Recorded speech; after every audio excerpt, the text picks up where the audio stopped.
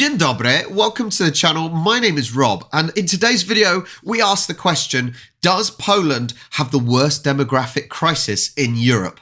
Well, let's find out. On Wednesday, Donald Tusk was finally sworn in as Poland's new Prime Minister. While much of the media attention is focused on his plans to strengthen ties with the EU, which became strained under the previous Law and Justice administration, he's also promised massive new benefits for families with children in an attempt to stimulate Poland's appallingly low fertility rate. According to the most recent data, Poland currently has perhaps the lowest fertility rates in all of Europe.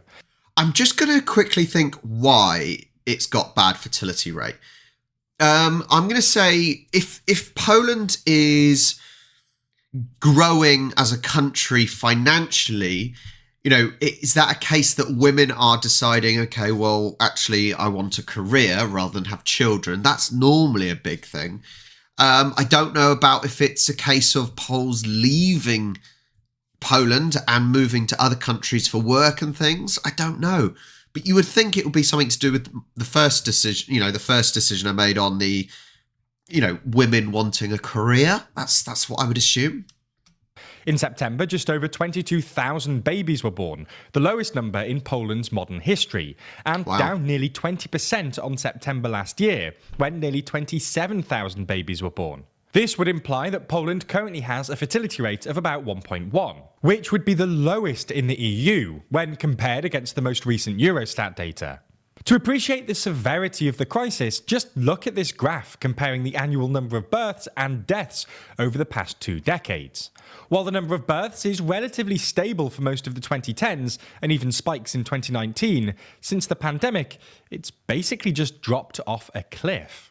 So in this video, we're going to look at Poland's demographic crisis, its impact on the Polish economy, and Tusk's plans to fix it. You would have thought during COVID it would have spiked because, couples don't have a lot to do. With all the lockdowns we had, you think actually maybe to kill some time, couples would do it.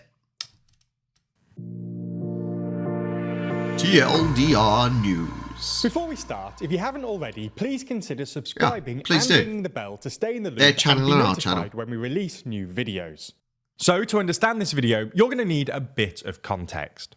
To maintain a stable population, a country needs a fertility rate, that is, the number of births per female, of 2.1. Low fertility rates, that is, a fertility rate significantly below the replacement rate of 2.1, are economically and politically stressful. Low fertility rates mean a smaller and, importantly, an older population.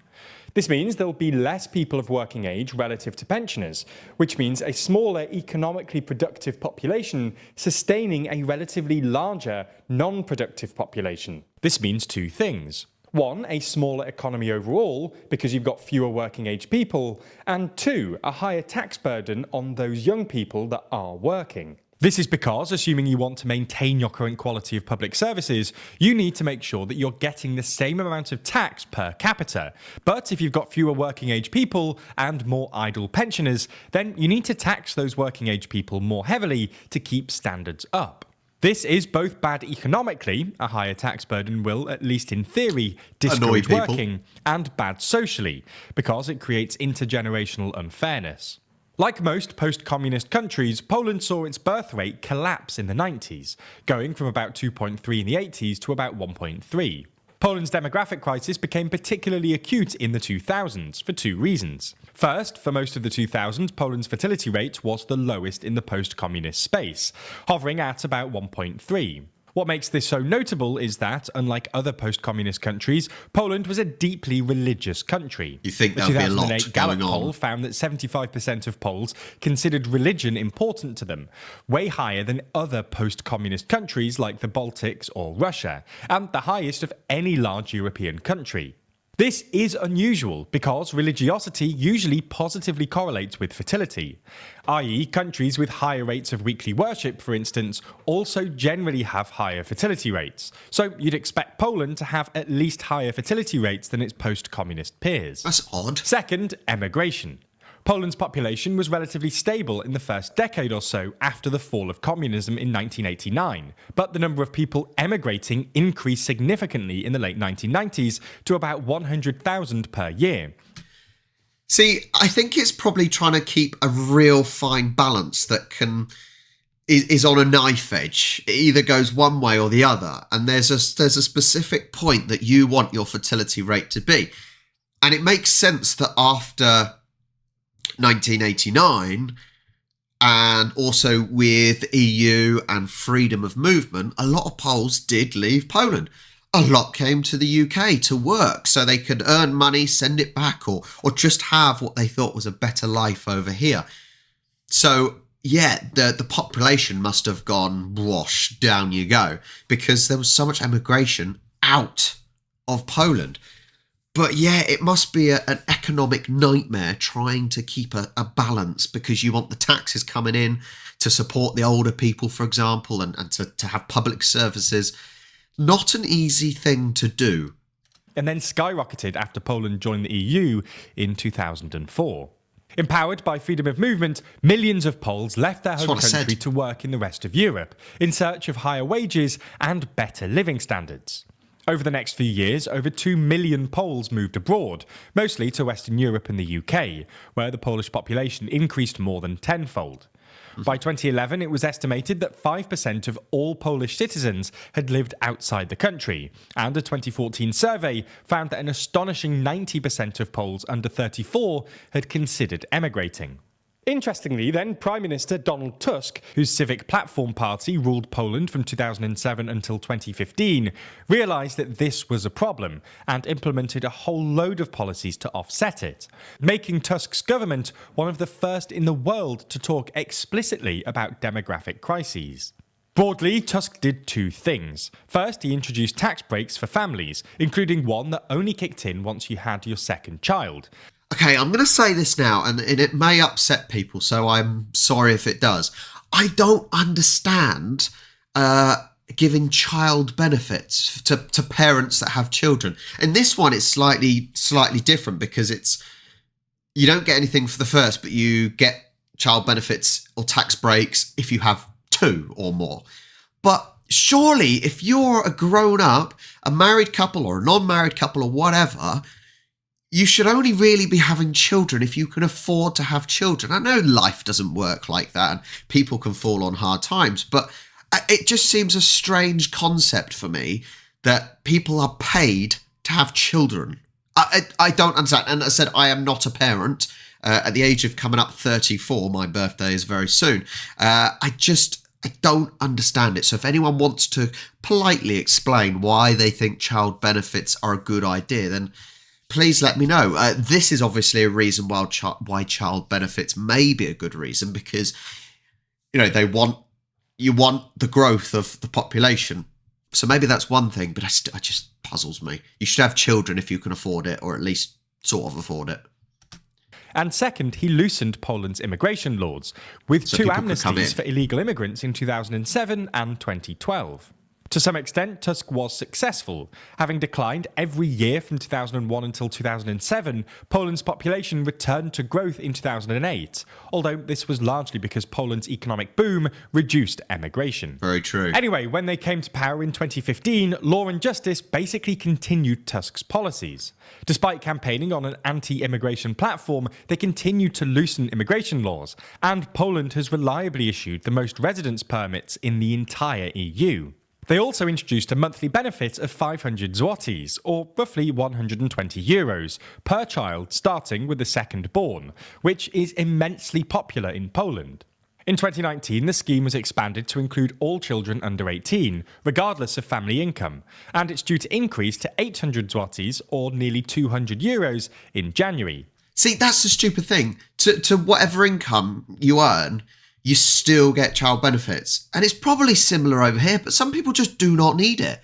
You know, someone who's on, I don't know, £100,000 a month, they don't need child benefits. They are on stupid amounts of money that most people would love to earn. Unsurprisingly, this would cost a lot of money. Around 7 million children are covered, and it's contributed to Poland's ballooning deficit, which is due to top 5% of GDP next year. If Tusk goes ahead with the raise to 800 zloty, which he said he will, then the child benefit scheme alone would account for over 2.5% of GDP.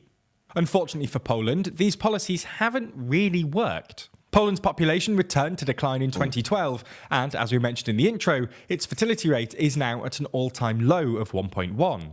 Again, it's worth taking a look at that graph showing the number of births per quarter. Since 2017, the number of births has plummeted, and if this trend continues, Poland will end up with one of the lowest fertility rates not just in Europe, but in the world. This is yet another worrying data point for the growing number of countries that are experiencing fertility crises. The fact that billions of euros in direct child benefits hasn't stemmed Poland's fertility collapse suggests that if countries want to reboot their fertility rate, direct pronatalist policies probably aren't enough. I still think it is a case of women feel more empowered now, and being more empowered means women can earn their own money. And, if you've come from that communist society to democracy now, I think, if you're a woman, you like being empowered. And yes, you may not like working, but you like the idea of working and earning your own money and not being a slave to the men. I think that's the main thing. So yes, you may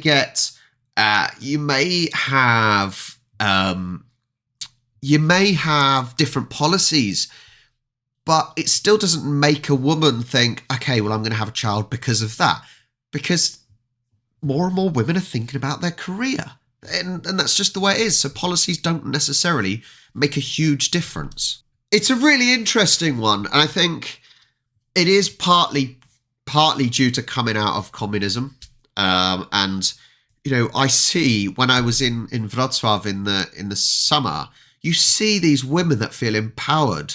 And I think it's awesome. It's awesome, but it is a fine balance for politicians to try and to keep things going. And the problem is,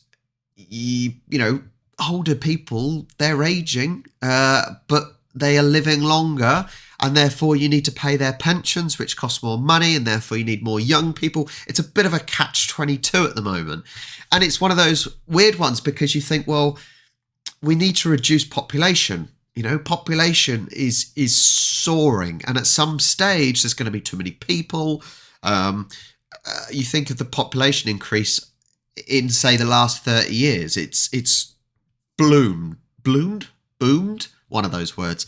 And yeah, so you think, well, actually we need to kind of lower numbers so population doesn't go out of hand. But then you find out, well, actually we've got to, the more the population increases, we need to keep increasing it to be able to pay the taxes financially, make countries sustainable. It's bizarre, but I think, I don't necessarily think it's going to get any better for Poland, especially if Poland as a country is financially getting better.